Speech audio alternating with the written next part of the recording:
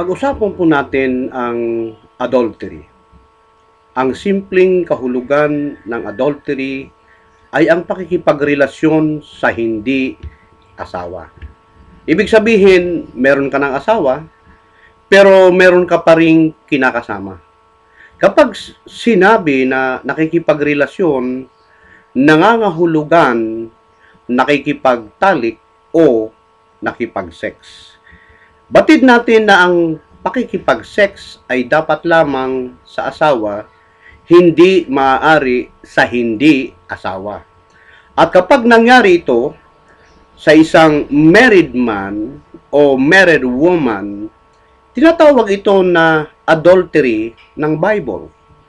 At ito ay mahigpit na ipinagbabawal. Kahit na sa Islam, ang adultery ay mahigpit ding pinagbabawal. Ngunit sa ating pananaw, mas mahigpit sa ilalim ng Kristyanismo. Ang karaniwang alam natin na kapag ang may asawa ay may karelasyon na iba, maliban sa asawa, ito ay tinatawag na adultery o pangangalunya. Ang pagkakaroon ng kabit ay isang uri ng adultery. Ang pakikipag-sex sa prostitute ay isang uri din ng adultery. Ang adultery sa Bible ay may kaugnayan sa sex. Kaya nakikipagrelasyon ay para makipag-sex. Ngunit batid ba ninyo na kahit hindi makipag-sex ay maaring maging adultery? Kahit hindi mo nahawakan ng kamay, o hindi mo mahipo ang katawan, o kahit hindi mo man lamang nayakap, o kaya nahalikan, maaring maging adultery. Yan ang pagkakaiba ng Christian doctrine pagdating sa adultery. Para malinaw po ang aking pahayag, payagan ninyo akong basahin ang talata ng Bible para hindi po ako ninyo mapagbintangan na gumagawa lamang ng sariling paliwanag. Ayon po sa Gospel of Matthew, sa chapter 5, verse 28, sabi ni Jesus, "But I say unto you, that whosoever looketh on a woman to lust after her hath committed adultery with her already in his heart." Tagalogin po natin para mas lalong malinaw. Ang sino mang tumitingin sa isang babae na may pagnanasa ay nagkakasala na ng pangangalunya sa kanyang puso. Malinaw po mga dires, wala pang nangyari. Ngunit mayroon lamang pagnanasa ay pangangalunya na ayon kay Jesus. Nakakita lamang ng babae na naglalakad sa kalsada. Kapag nagkaroon ng pagnanasa ang lalaki, adultery na agad ito. Linawin po natin na mabuti. Bakit sa palagay nyo na nagkaroon ng pagnanasa ang isang lalaki sa babae nang makita niya to? Halimbawa po, dito sa ating bansa, sa Pilipinas, naglalakad ang isang lalaki papuntang mall, hindi mo maiwasan mula sa bahay mo hanggang sa mall na wala kang makikitang babae. Sa dami ng babae sa kalsada, imposibleng walang makitang babae. Ang issue ay hindi po yung dahil tumingin ka sa babae, kundi kung tumingin daw sa babae na mayroong pagnanasa, yun ang adultery. Ang tanong, bakit nagkaroon ng pagnanasa ang lalaki nang makita niya ang babae? Ang isa pang tanong, sa palagay ninyo, bakit may dumaan o makita ang lalaki na babae sa kalsada, may iwasan kaya niya na hindi tumingin sa babae? At kung makita ba niya ang babae, hindi siya magkakaroon ng pagnanasa sa babaeng nakita niya? Ano po ba ang nakikita sa babae? Kaya nagkakaroon ng pagnanasa ang lalaki. Ang issue mga dires ay hindi yung pagtingin, kundi yung pagnanasa.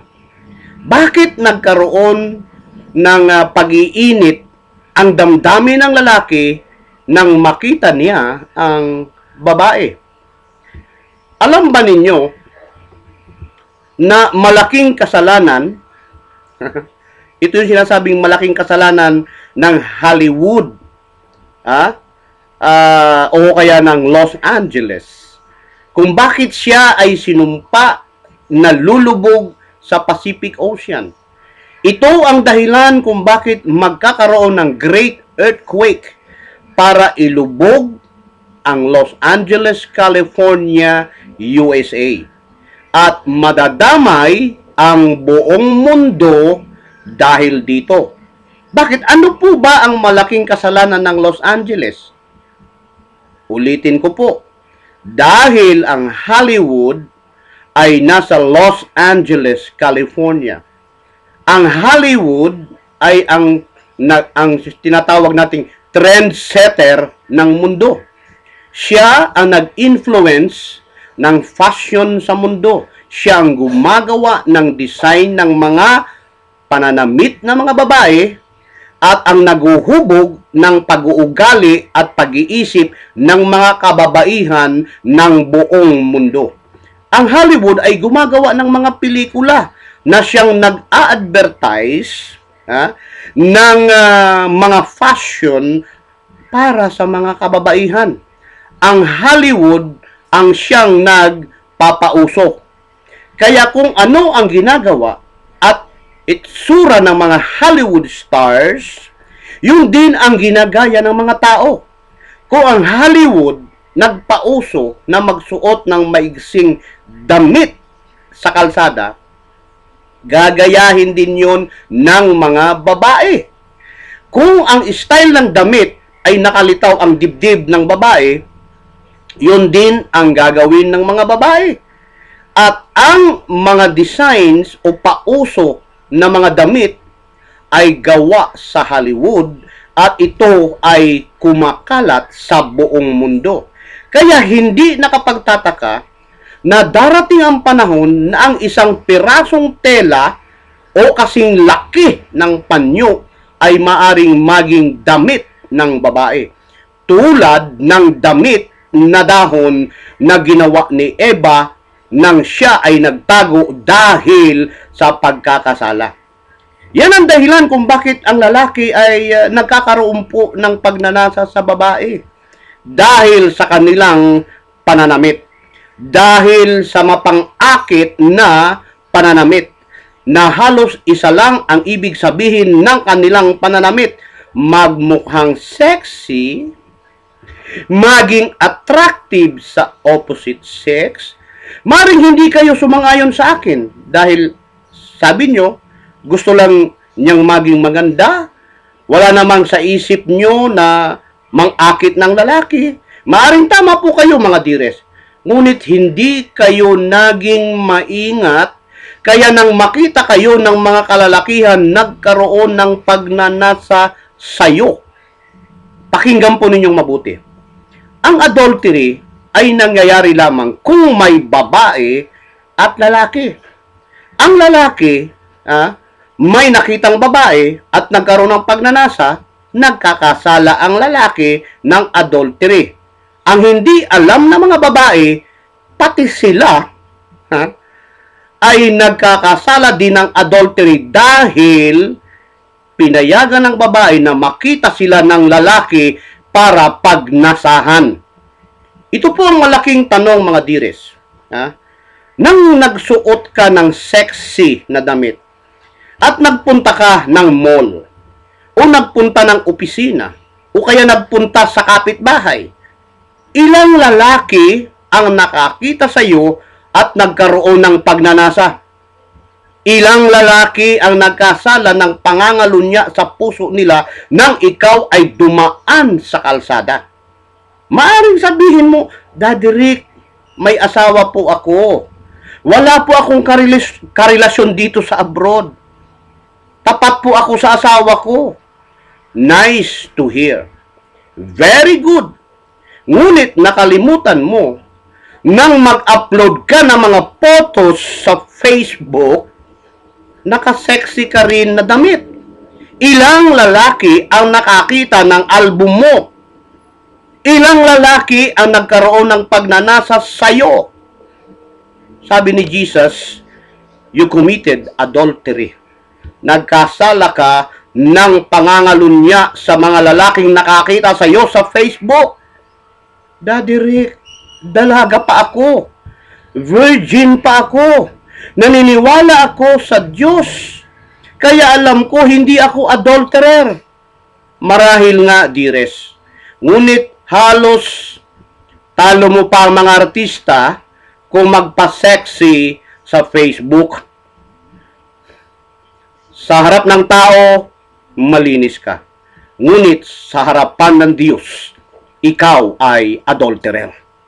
Sapagkat nagpagamit ka para maging dahilan na ang mga lalaki ay tumingin sa iyo na may pagnanasa. Hindi ka maaaring maghugas ng kamay tulad ni Pilato. Mananagot ka rin sa Diyos.